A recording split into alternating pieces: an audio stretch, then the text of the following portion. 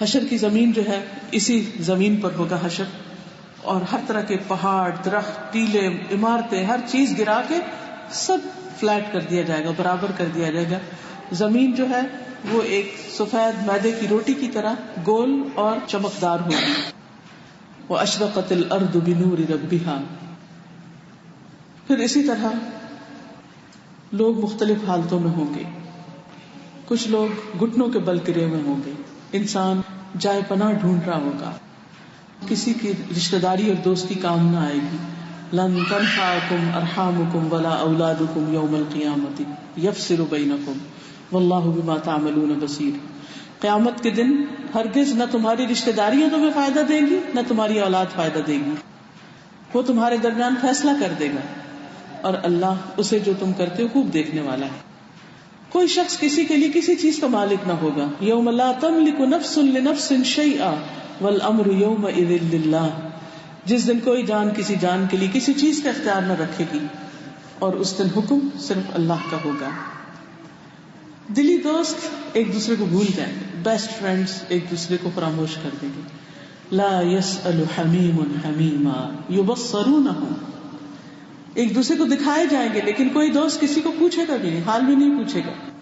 انسان اپنے رشتہ داروں سے بھاگے گا. یوم یفر المرء من اخیہ وامہ وابیہ وصاحبتہ وبنیہ لکل امرئ منہم یومئذ شأن یغنیہ. جس دن انسان بھاگے گا اپنے ہی بھائی سے، اپنی ماں سے، اپنے باپ سے، اپنی بیوی سے، اپنے بیٹوں سے.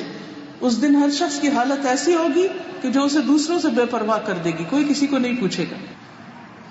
حشر میں لوگ عرصہ دراز تک کھڑے رہیں گے، یہاں تک کہ وہ تنگ آ جائیں گے، پریشان ہو جائیں گے، گھبرا کر انبیاء کے پاس جائیں گے. آدم علیہ السلام کے پاس، نوح علیہ السلام کے پاس، موسیٰ علیہ السلام کے پاس، عیسیٰ علیہ السلام کے پاس. لیکن سب معذرت کر لیں گے کہ ہم کچھ نہیں کر سکتے، تم جاؤ محمد صلی اللہ علیہ وسلم کے پاس. تو لوگ نبی صلی اللہ علیہ وسلم کے پاس آئیں گے. آپ اللہ سبحانہ وتعالیٰ کے حضور سجدے میں گر جائیں گے، اللہ تعالیٰ کی حمد و ثنا کریں گے، اور حمد و ثنا کے لیے ایسے الفاظ استعمال کریں گے جو اس سے پہلے کبھی نہ کیے. خوبصورت ترین الفاظ میں اللہ سبحانہ وتعالیٰ کی تعریف فرمائیں گے. اور پھر اللہ تعالیٰ ان سے فرمائیں گے کہ سر اٹھاؤ، مانگو، جو مانگو گے دیا جائے گا. تو پھر یہ آپ کی شفاعت ہوگی، آپ کی شفاعت سے حساب کتاب قائم ہوگا. جب حساب کتاب قائم ہوگا تو مجرم اور نیک لوگ الگ الگ کر دیے جائیں گے. وَامْتَازُوا الْيَوْمَ أَيُّهَا الْمُجْرِمُونَ. پھر اسی طرح لوگ اللہ سبحانہ وتعالیٰ کے سامنے لائے جائیں گے. کچھ لوگ نور کے ممبروں پر ہوں گے جو انصاف کرنے والے ہیں، رحمان کے دائیں ہاتھ ہوں گے، نور کے ممبروں پر ہوں گے.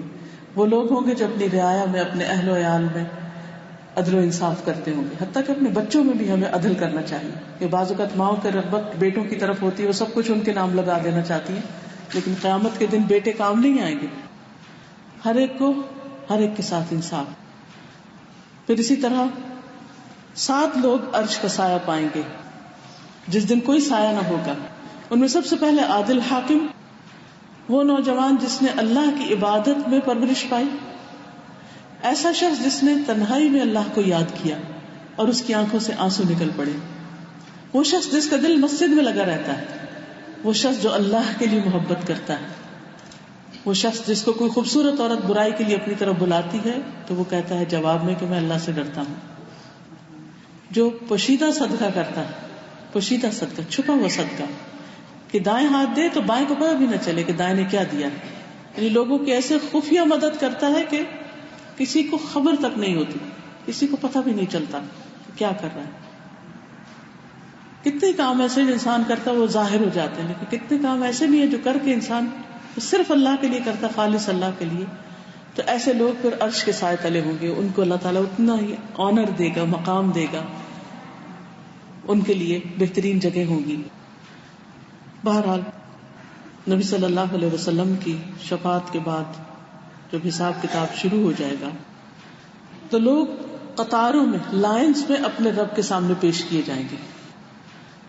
کوئی بھگدڑ نہیں ہوگی، کوئی بدتمیزی اور ڈسپلن کے خلاف کوئی چیز نہیں ہوگی. فَتَأْتُونَ أَفْوَاجًا. اللہ تعالیٰ لوگوں کو ان کے اعمال دکھائے گا. اور ان سے پوچھے گا ان کی عمر کے بارے میں، جوانی کے بارے میں، علم کے بارے میں، عہد کے بارے میں، ان العہد کان مسئولا، نعمتوں کے بارے میں، کان، آنکھ اور دل سے سوال کیا جائے گا. ان السمع والبصر والفؤاد کل اولئک کان عنہ مسئولا.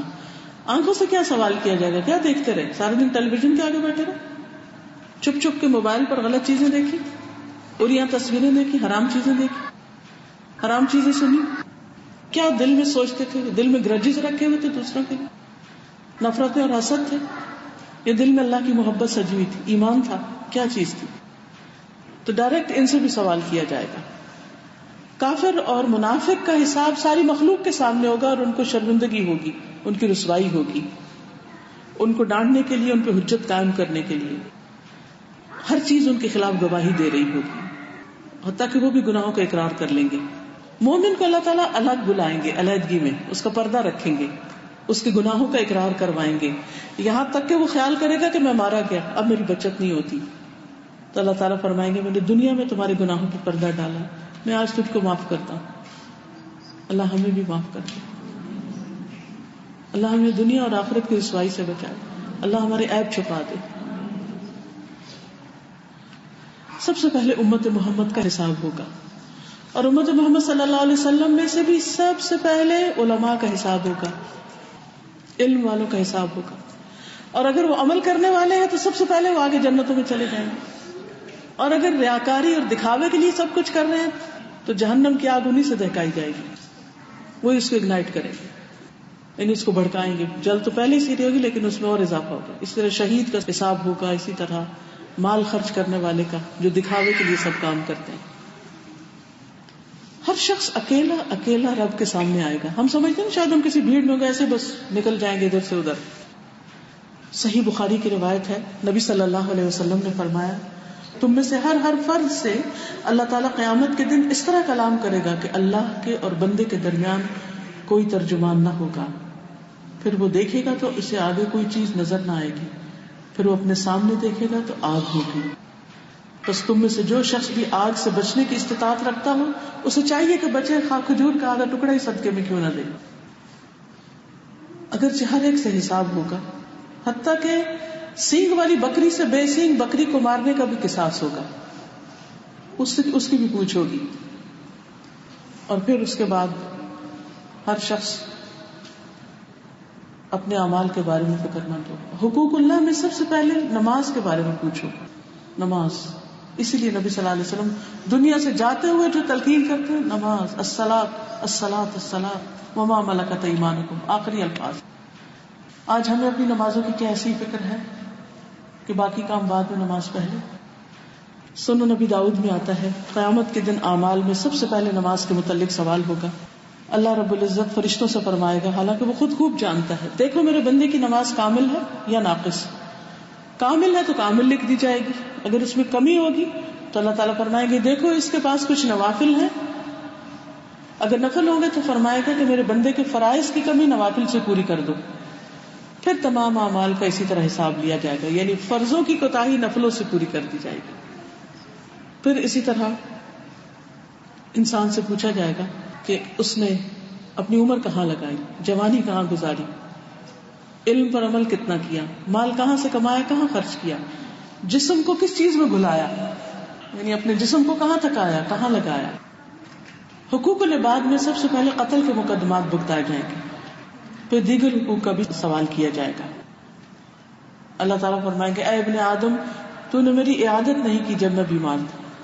تو انسان کہے گا اللہ تعالیٰ آپ تو رب العالمین ہیں، آپ کی عادت کیسے؟ تو اللہ تعالیٰ فرمائیں گے میرا فلاں بندہ بیمار تھا، تو نے اس کی عادت نہیں کی. کیا تو نہ جانتا تھا کہ اگر تو اس کی عادت کرتا تو مجھے اس کے پاس پاتا؟ اے ابن آدم میں نے تجھ سے کھانا مانگا تھا، تو نے مجھے کھانا نہیں دیا. تو اسی طرح وہ کہے گا تو رب العالمین ہے، سب کو کھلاتا ہے. تو اللہ تعالیٰ فرمائے کہ تو نہیں جانتا میرا فلاں بندہ بھوکا تھا، اگر تو اسے کھلاتا تو مجھے اس کے پاس پاتا. اسی طرح پانی کے بارے میں بات ہوگی. بہرحال ہر ذمہ دار سے اس کی ذمہ داری کے بارے میں پوچھا جائے گا کہ اس نے اپنی رسپانسبلٹیز کتنی نبھائی. عورت سے خاص طور پر اس کے بچوں کے بارے میں اور اس کے خادموں کے بارے میں، گھر کے بارے میں سوال کیا جائے گا کہ بچوں کی کیسی تربیت کی. پھر اسی طرح مومن کے سامنے اس کے گناہ پیش کیے جائیں، اس کو دکھائے جائیں گے، اور انسان دیکھ کے اپنے گناہ ڈر جائے گا کہ اب میں بچ نہیں سکتا، تو اللہ سبحانہ وتعالیٰ اس کو ڈھانپ دے گا. پھر کافر سے سوال کیا جائے گا کہ اگر زمین بھر تجھے سونا دیا جائے تو کیا تم اس عذاب سے بچنے کے لیے دے دو گے؟ تو کہے گا کہ بالکل. تو اللہ تعالیٰ فرمائے گا کہ دنیا میں تجھ سے اس سے آسان چیز کا مطالبہ کیا گیا تھا، یعنی لا الہ الا اللہ پڑھو، اور تم نے وہ نہیں پڑھا. پھر اسی طرح کچھ لوگوں کے منہ پر مہر لگا دی جائے گی، ان کے ہاتھ بولیں گے. پھر اسی طرح آپس میں کیے گئے ظلم کا بدلہ ہوگا، یعنی ایک دوسرے کا قصاص ہوگا. ایک شخص نے اگر دوسرے پر زیادتی کی ہے تو جس پر زیادتی کی گئی اس کے نیک عمل لے کر مظلوم کو دیے جائیں گے، اور اگر اس کے پاس نیک عمل نہیں تو ظالم کے اوپر مظلوم کی برائیاں ڈال دی جائیں گی کہ اس کی سزا بھی وہ بھگتے. پھر اسی طرح حقداروں کے حقوق دلوائے جائیں گے. ایک درہم کا بھی حساب ہوگا، اگر کسی کے ذمے ہوگا تو وہ اس کو دلوایا جائے گا. کہاں یہ کہ لوگ ہزاروں کروڑوں کسی کا دبا کے بیٹھ جائیں، اپنا قرضہ نہ اتاریں.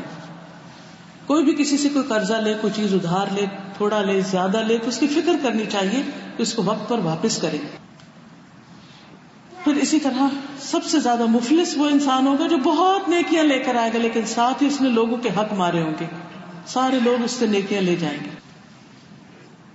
اس لیے بہت فکر کرنی چاہیے کہ بندہ بندے پر ظلم نہ کرے، کسی انسان کے ساتھ زیادتی نہ کرے، کسی پہ الزام نہ لگائے، کسی کا مال نہ ہتھیائے، اور بھی کسی کے ساتھ کوئی جسمانی تکلیف، مار دھاڑ یا کچھ بھی ایسا کام نہ کرے. اسی طرح جو لوگ دنیا میں دوسروں کو معاف کر دیتے ہیں اللہ تعالیٰ قیامت کے دن ان کو معاف فرما دے گا. کچھ لوگوں کو ساری مخلوق کے سامنے بلا کر اجر دیا جائے گا، اور یہ وہ ہوں گے جو غصے کو قابو میں کر لیتے ہیں. پھر اسی طرح جو شخص تواضع کی نیت سے اچھے کپڑے پہننے کی قدرت کے باوجود سادہ لباس اختیار کرے، دنیا میں مہنگے سے مہنگا خرید سکتا ہے لیکن پھر بھی وہ تواضع اختیار کرتا ہے کہ اچھا بہت اچھا پہن کے دوسروں کو بعضوں کا تکلیف میں مبتلا کرنے والی بات ہوتی ہے، تو اللہ تعالیٰ اسے قیامت کے دن ساری مخلوق کے سامنے بلا کر یہ اختیار دے گا کہ وہ ایمان کے جوڑوں میں سے جسے چاہے پسند کر لے. اس کے بعد صحیفے پھیلا دیے جائیں گے، یعنی اعمال نامے. پھر میزان ہوگا، اعمال نامے تولے جائیں گے. حساب کتاب ہو چکا ہوگا، اب اعمال نامے تولے جائیں گے. ہر چھوٹی بڑی بات کا وزن کیا جائے گا، ذرے کے برابر بھی نیکی تولی جائے گی. فَمَن يَعْمَلْ مِثْقَالَ ذَرَّةٍ خَيْرًا يَرَهُ وَمَن يَعْمَلْ مِثْقَالَ ذَرَّةٍ شَرًّا يَرَهُ. نبی صلی اللہ علیہ وسلم میزان کے پاس حاضر ہوں گے. لا الہ الا اللہ کا وزن ہر چیز سے زیادہ ہوگا. اچھا اخلاق بہت وزنی نیکی ہوگی. پھر اسی طرح اللہ کے نیک بندوں کا وزن کیا جائے گا. میزان میں کچھ لوگوں کا وزن بالکل نہ ہوگا.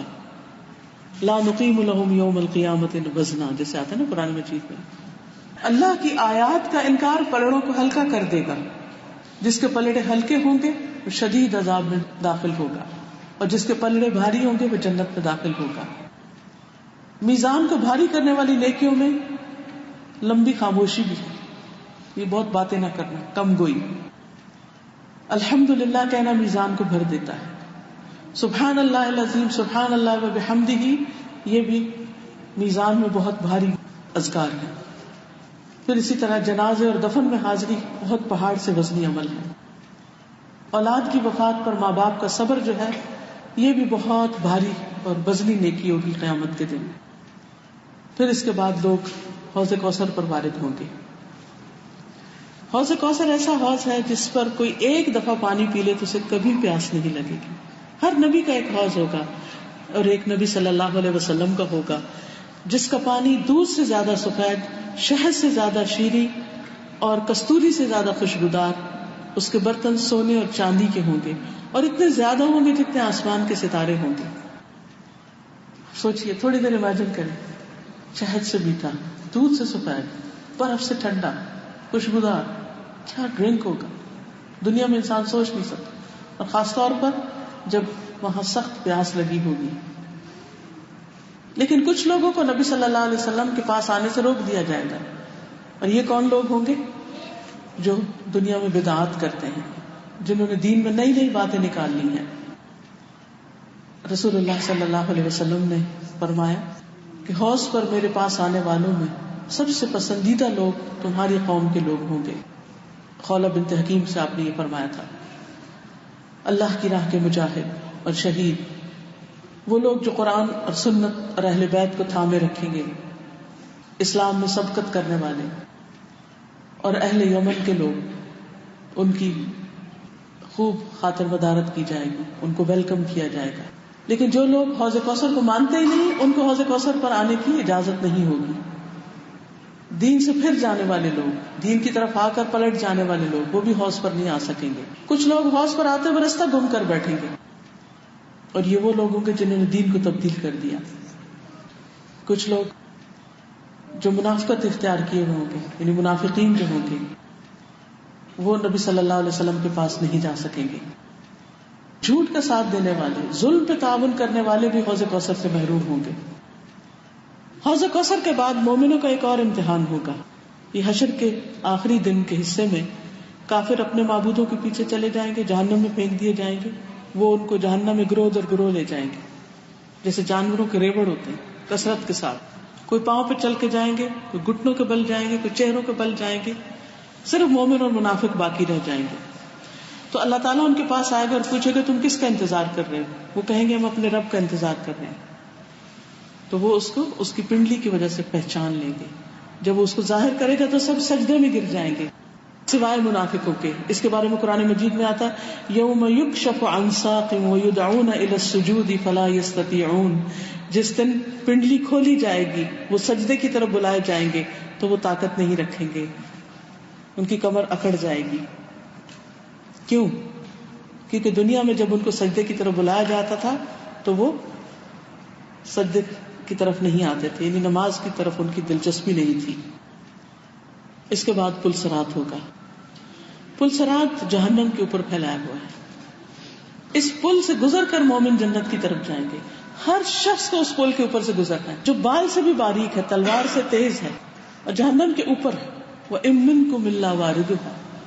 اس پر لوہے کی کنڈیاں ہیں جیسے سادان کے کانٹے ہیں. یہ پل پھسلن والا ہے، سلپری ہے.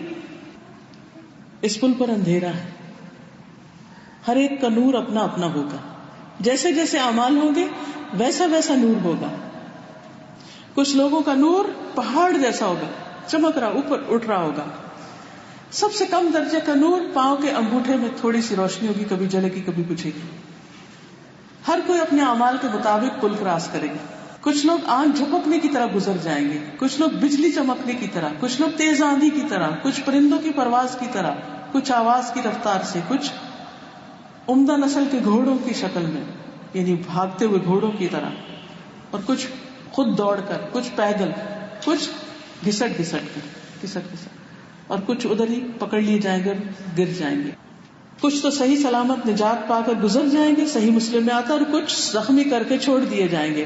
کچھ کو الٹے وہ جہنم میں پھینک دیا جائے. یاد رکھیے کفار پیچھے ہی جہنم میں پھینک دیے گئے. پل صراط پر سے کوئی کافر نہیں گزرے گا، صرف منافق اور مومن ہوں گے. منافق بیچ میں جا پڑیں گے، لیکن مومن جو ہوں گے ان میں سے جو بد اعمال ہوں گے، جو حرام کام کرتے ہوں گے اور انہوں نے توبہ نہیں کی ہوگی، اللہ کو ناراض کیا ہوگا، تو جتنی سزا ان کی قسمت میں ہے وہ بھگتیں گے، اور پھر وہاں سے نبی صلی اللہ علیہ وسلم کی شفاعت سے نکال لیے جائیں گے. امانت اور صلہ رحمی دائیں بائیں کھڑے ہوں گے اور اپنا حق وصول کریں گے. دونوں کناروں سے پروانوں کی طرح لوگ جہنم میں گر رہے ہوں گے. نبی صلی اللہ علیہ وسلم نے فرمایا قیامت کے دن لوگوں کو پل صراط پر سوار کیا جائے گا اور وہ اس کے دونوں کناروں سے اس طرح جہنم میں گریں گے جیسے شمع کے پروانے گرتے ہیں، لیکن اللہ تعالیٰ جسے چاہے گا اپنی رحمت سے نجات دے دے. اللہ ہم سب کو وہاں سے محفوظ رکھے. دیکھیے کوئی پوچھے گا نہیں، ہر ایک کو اپنے اپنی پڑی ہوگی، اور یہ گزرنا بھی لازمی ہے. سب ڈرتے ہوئے دعائیں کرتے ہوئے گزریں گے. نبی صلی اللہ علیہ وسلم نے فرمایا تمہارے نبی پل صراط پر کھڑے کہہ رہے ہوں گے رب سلم سلم، یا رب سلامت رکھ، یا رب سلامت رکھ. انبیاء علیہ السلام بھی اس دن اور کوئی بات نہیں کر رہے ہوں گے سوائے اس کے کہ رب محفوظ رکھ، سلامت رکھ، سلامت رکھ. نیک لوگ بھی سلامتی کی دعا کرتے ہوئے گزریں گے. فرشتے بھی سلامتی کی دعا کر رہے ہیں، اللہم سلم سلم، اللہ انہیں سلامتی سے گزار دے، سلامتی سے. یعنی بہت ڈیفیکلٹ ایگزام، ایک ٹیسٹ ہوگا، سخت گھبراہٹ ہوگی کہ پتہ نہیں اس سے ہم پار کرتے ہیں کہ نہیں، پاس کرتے ہیں کہ نہیں. سب سے پہلے نبی صلی اللہ علیہ وسلم کی امت اور آپ گزریں گے. پھر اس کے بعد منافقوں کا نور بجھا دیا جائے گا اور مومن کا نور ہوگا. تو منافق ان سے کہیں گے ہمیں بھی اپنا نور دو، تو وہ کہیں گے کہ ارجعوا وراءکم فالتمسوا نورا، واپس جاؤ اپنا نور تلاش کرو، یہاں کوئی کسی کو نہیں دے سکتا. پھر اسی طرح فقراء اور مہاجرین سب سے پہلے جنت میں پہنچیں گے، جن کے چہرے 14ویں کے چاند کی طرح چمک رہے ہوں گے. پھر اسی طرح جب کچھ لوگ جہنم میں گر جائیں گے تو جہنم جو ہے اس کے 7 دروازے، دنیا کی آگ سے 70 گنا زیادہ شدید آگ ہے. اس میں کافر کی جسامت بہت بڑھ جائے گی، جسم بہت ہیوی ہو جائے تاکہ عذاب کا مزہ چکے. اس کے 2 کندھوں کے درمیان 3 دن کا فاصلہ ہوگا، اتنا بڑا موٹا چوڑا. ایک ڈانٹ احد پہاڑ جتنی ہوگی، دانت اتنا بڑا بڑا، کیا وحوش شکلیں بن جائیں گی. کھال موٹی ہو جائے گی، پینے کو کھولتا ہوا پانی دیا جائے گا جو انتڑیوں کے ٹکڑے ٹکڑے کر دے گا. کھانا تھور کا ہوگا، یعنی زہریلا. پیپ اور زخموں کا دھوبن، گندگی. کسی گندی جگہ پر انسان کو تھوڑی دیر بھی اسمیل آئے کھڑا نہیں ہو جاتا. کہا ہے کہ وہ گندی چیزیں کھانے پینے کو دی جائیں. گرم دھوئیں کا سایہ ہوگا. آگ جو ان کے جسموں پہ چڑھے گی دلوں تک پہنچے گی. آگ کا لباس ہوگا، آگ ہی بچھونا اور آگ ہی اوڑھنا. فرشتے مسلسل آگ بھڑکا رہے ہوں گے. دنیا کی آگ جہنم کا 70واں حصہ ہے. ایک جہنمی کا سانس 1,00,000 سے زائد لوگوں کو جلا سکتا ہے. صرف وہ جو سانس لے گا نا وہ اتنا گرم ہوگا کہ 1,00,000 لوگ جل جائیں. اس سلسلہ صحیحہ کی حدیث ہے. نبی صلی اللہ علیہ وسلم نے فرمایا اگر اس مسجد میں یعنی مسجد نبوی میں 1,00,000 یا زائد افراد بیٹھے ہوں اور ان میں ایک جہنمی آدمی ہو اور وہ سانس لے لے اور اس کی سانس سب تک پہنچے تو اس کے اثر سے مسجد تمام لوگوں سمیت جل جائے گی. اتنی شدید گرم سانس ہوگی. پھر جہنم میں اندھیرا بھی ہوگا. لوگوں کے دھاڑنے کی اور گرمی جہنم کے دھاڑنے کی آواز سن رہے ہوں. لوگوں کی چیخ پکار ہوگی.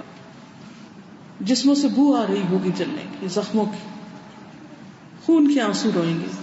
صرف چیخ پکار کی آوازیں سنائی دے رہی ہوں گی. گدھے کی آوازوں کی مشابہ آوازیں ہوں گی انتہائی شدت کی. زقوم کا درخت کھانے کو ملے گا. خاردار گھاس ہوگی. زخموں سے بہنے والا خون اور پانی ہوگا. آنتیں کاٹ دینے والا کھولتا پانی. توق اور زنجیریں ہوں گی. اعمال کے مطابق آگ پکڑے گی. سب سے ہلکا عذاب اس کو ہوگا جس کے پاؤں کے تلووں کے نیچے بس آگ کی چپل ہو، آگ کا انگارہ رکھا ہوگا، اس سے اس کا دماغ ہانڈی کی طرح کھولے گا. سجدے کے نشان کے علاوہ جسم جل جائے گا. جسم کے مختلف حصے آگ میں ڈوبے ہوئے ہوں گے. آگ ہلکی ہونے لگے گی تو دوبارہ بھڑکا دیا جائے گا. کلما خبت زدناہم سعیرا. انتہائی زہریلے سانپ اور بچھو بھی ہوں گے. جو خودکشی کرے گا جس چیز سے اپنے آپ کو مارے گا اسی چیز سے بار بار مارتا رہے گا. زناکار لوگوں سے گندی بو آئے گی. بعضوں کی آنتیں باہر نکل آئیں گی. یہ وہ لوگ ہوں گے جو دوسروں کو نیکی کا حکم دیتے ہیں اور خود برائیاں کرتے ہیں. ایمان والوں کو جو اذیت دیں گے ان کو سخت اذیت دی جائے گی. ان کے جسموں کو خارش میں مبتلا کر دیا جائے گا. نہ وہ مریں گے نہ جئیں گے. ثم لا يموت فيها ولا يحيى. کھجور کے درختوں کے برابر دانتوں والے بچھو ہوں گے. تانبے کے ناخنوں سے لوگ اپنے آپ کو چھیل رہے ہوں گے. یہ وہ لوگ ہیں جو دنیا میں دوسروں کی عزت لوٹتے ہیں، غیبتیں کرتے ہیں، الزام لگاتے ہیں اور ان کا گوشت کھاتے ہیں. لوہے کی کینچیوں سے زبانیں کاٹی جائیں گی. یہ وہ لوگ ہیں جو دوسروں کو نیکی کا حکم دیتے ہیں، خود کو بھول جاتے ہیں. پل پار کرنے کے بعد جنت میں جانے سے پہلے ایک اور قنطرہ ہوگا، ایک چھوٹی پلی ہوگی. وہاں دلوں کی صفائی ہوگی. لوگوں کو صاف ستھرا کیا جائے گا. جنت میں جانے کے لیے تیار کیا جائے گا اندر باہر سے. پل صراط سے بچ کر نکل آنے والا آخری شخص جب بچنے کے بعد اللہ کا شکر ادا کرے گا تو اسے جنت کے دروازے کے پاس واقع ایک نہر کی طرف لے جایا جائے گا جس میں وہ غسل کرے گا. پھر اس کی طرف اہل جنت کی خوشبو اور اس کے رنگ لوٹ آئیں گے. جہنم سے جو بھی نکالے جائیں گے ان کو اس نہر میں غوطہ دیا جائے گا جس سے ان کی ساری سیاہی اور گندگی اور جہنم کی جو بھی آلائشیں ہوں گی وہ ساری ختم ہو جائیں گی اور ان کے جسم چمکنے لگیں گے، اور اس طرح وہ جنت میں داخل کیے جائیں گے۔ جنت مومنوں کا ٹھکانہ ہے، اس کی تعمیر سونے اور چاندی کی اینٹوں سے کی گئی، اس کا گارا کستوری کا ہے، اس کے سنگریزے موتی اور یاقوت ہے، اس کی مٹی زعفران ہے، اس کے 8 دروازے ہیں، اس کے دروازے کی چڑھائی 3 دن کی مسافت پر ہے، کھلے دروازے، رش کی وجہ سے لبالب بھر جائے گی، اس میں 100 درجے ہیں، ہر درجہ دوسرے درجے سے اتنا اونچا جیسے زمین اور آسمان کا فاصلہ۔ سب سے اونچی جنت جنت الفردوس ہے، اسی سے باقی جنتوں کی نہریں جاری ہوئی۔ اس جنت کی چھت رحمان کا عرش ہے، اس کی نہریں بغیر کھالیاں بنانے کی چلتی، مومن جدھر چاہے گا لے جائے گا ان کو۔ اس کی نہریں شہد، دودھ، شراب اور پانی کی ہوں گی، اس کا کھانا ہمیشہ کا ہوگا، اس کے پھل لوگوں کی ریچھ میں ہوں گے، کبھی ختم نہیں ہوں گے، موسم نہیں ختم ہوگا ان کا، ان کی جوانی ختم نہ ہوگی، ان کے کپڑے پرانے نہ ہوں گے، ان کے بالوں کو سنوارنے کے لیے سونے کی کنگھیاں ہوں گی، ان کا پسینہ کستوری کی خوشبو کا ہوگا، ان کی عورتیں خوبصورت، کنواری، ہم عمر اور ناز و انداز دکھانے والی ہوں گی۔ سب سے پہلے محمد صلی اللہ علیہ وسلم اور ان کی امت جنت میں داخل ہوگی۔ سب سے چھوٹی جنت کا جنتی وہ ہوگا جو خواہش کرے گا تو اس کی خواہش سے 10 گنا جنت اور اس کو دیتی جائے گی۔ ان کے خادم چھوٹی عمر کے بھاگتے دوڑتے لڑکے ہوں گے جیسے بکھرے ہوئے موتی ہوں۔ جنت کی عظیم ترین نعمت اللہ کا دیدار ہے، جب بندہ اللہ کو دیکھے گا ہر نعمت بھول جائے گا، ان کی آنکھیں ٹھنڈی ہو جائیں گی۔ وہاں کی خوش قسمتی کہ ہمیشہ ہمیشہ کی جنت ہوگی جس سے کبھی بھی ان کے نکلنے کو دل نہ چاہے گا۔ جنت کے حسن و جمال سے فرشتے بھی مروب ہو جائیں گے۔ وہاں کے رہنے والوں کا کلام عمدہ ہوگا، کوئی لغو بات نہیں کرے گا، کوئی کسی کو اپنی باتوں سے ستائے گا نہیں۔ جنت کی چیزوں میں سے اگر ایک ناخن سے بھی کم مقدار میں دنیا میں ظاہر کر دی جائے تو آسمان و زمین کی ہر چیز روشن ہو جائے، اتنی خوبصورت جگہ ہے۔ جنت میں کوئی کنوارا نہ ہوگا، سنگل نہیں ہوگا، ہر ایک کا جوڑا ہوگا۔ وہاں خواہشات پوری ہو جائے گی۔ اللہ کی خاطر جو لوگ دنیا میں اپنی خواہشات کو روک لیتے ہیں، بہت دفعہ ایسا دل چاہتا نا لوگوں کا کہ جیسے لوگ پہنتے ہیں ہم بھی ایسا پہنے، جیسے لوگ نکلتے ہیں ہم بھی ایسا نکلتے، لیکن کیوں اپنے آپ کو ڈانٹ لیتے ہیں، روک لیتے ہیں کہ نہیں اللہ ناراض نہ ہو۔ لوگوں کی ناراضگی سے زیادہ اللہ کی ناراضگی کی فکر ہوتی ہے۔ وہاں ان کی ساری خواہشات پوری ہو جائیں گی۔ جنت میں اگر کوئی کھیتی باڑی کی خواہش کرے گا تو اللہ سبحانہ وتعالیٰ وہ بھی اسی پر اس کے لیے وہ سب کچھ ویسے بنا دے گا۔ آنکھ جھپکنے میں بیج اگائے گا اور کاٹ بھی سکے گا۔ اولاد کی خواہش بھی پوری ہوگی، یعنی اگر کوئی چاہے گا کہ اس کے بچے ہو تو وہ بھی اس کو دیے جائے۔ وَلَكُمْ فِيهَا مَا تَشْتَهِي أَنفُسُكُمْ وَلَكُمْ فِيهَا مَا تَدَّعُونَ نُزُلًا مِّن غَفُورٍ رَّحِيمٍ۔ وہاں تمہارے لیے وہ ہوگا جس کی تمہارے نفس خواہش کرے گے، اور وہاں تمہارے لیے وہ ہوگا جس کی تم طلب کرو گے۔ یہ رحمان کی طرف سے مہمانی ہوگی، رب رحیم کی طرف سے۔ سب سے بلند و بالا اور خوبصورت جنت جنت الفردوس۔ نبی صلی اللہ علیہ وسلم نے فرمایا جب تم جنت مانگو تو اللہ تعالیٰ سے جنت الفردوس مانگو۔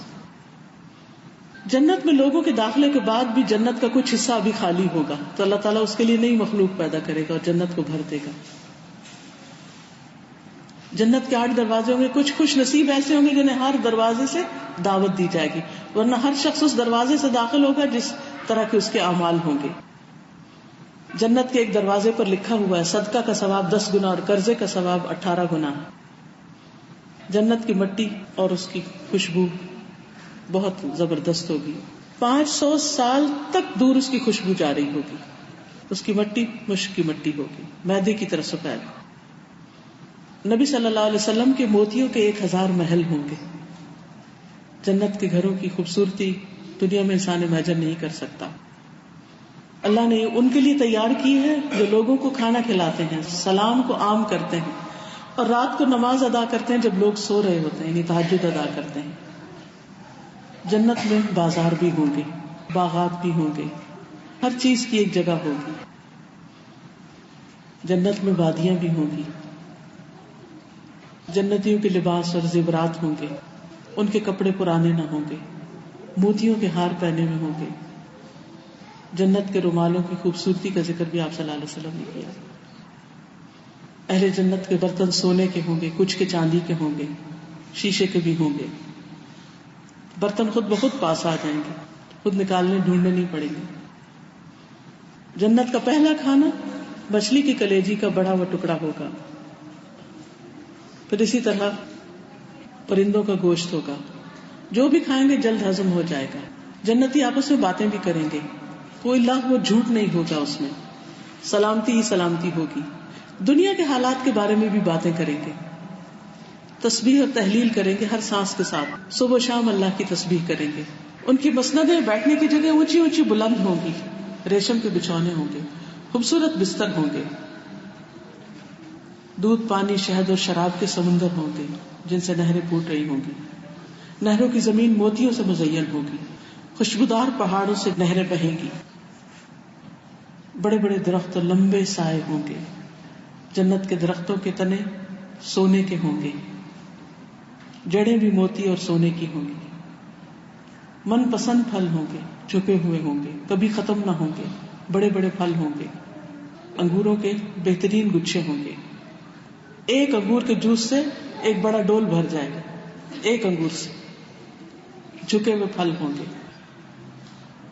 جنت اور جہنم میں پہنچنے کے بعد موت کو ذبح کر دیا جائے گا, اور اس سے جنتی اتنے خوش ہوں گے کہ اگر خوشی سے کوئی مر سکتا تو مر جاتا. اسی طرح جہنمی اتنے غمگین ہوں گے کہ اگر غم سے کوئی اس وقت مر سکتا تو مر جاتا. یعنی آخری درجے کی خوشی اور آخری درجے کا غم ہوگا. پھر اللہ کا دیدار ہوگا جو سب سے بڑی نعمت ہوگی. جب جنتی جنت میں داخل ہو جائیں گے اور جہنمی جہنم میں چلے جائیں گے تو جنتیوں کو پکار کر کہا جائے گا, اے اہل جنت, اللہ کا تم سے ایک وعدہ ابھی باقی ہے. جنتی کہیں گے, وہ کیا ہے؟ کیا آپ نے ہمارے میزان بھاری نہیں کر دیے, ہمارے اعمال نامے ہمارے دائیں ہاتھوں میں نہیں دیے, ہمیں جنت میں داخل نہیں کر دیا جہنم سے بچا کر؟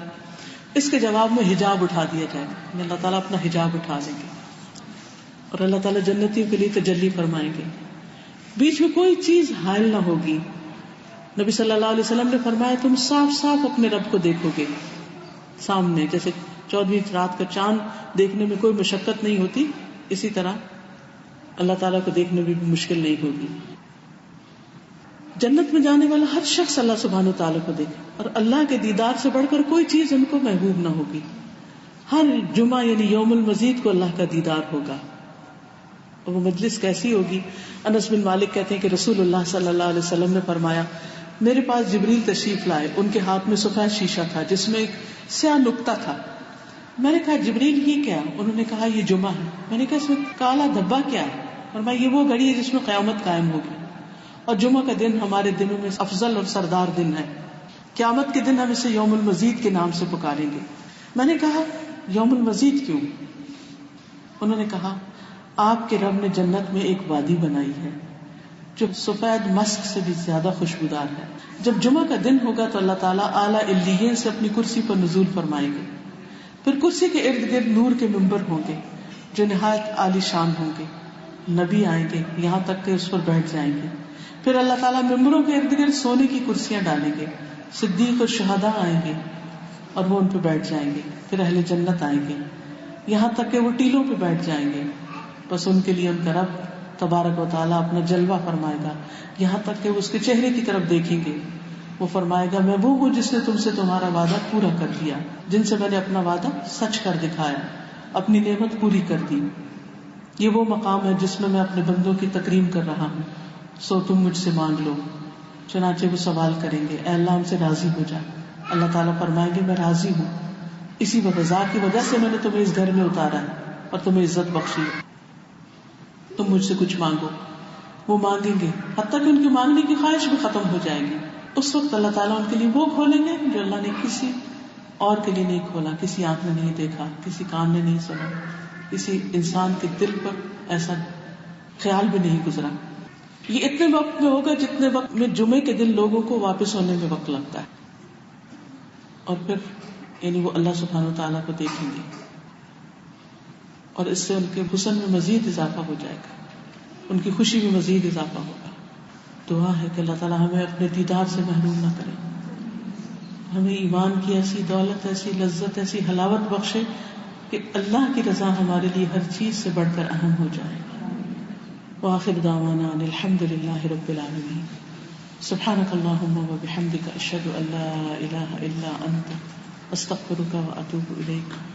سبحان ربک رب العزۃ عما یصفون وسلام علی المرسلین والحمد للہ رب العالمین. السلام علیکم ورحمۃ اللہ وبرکاتہ.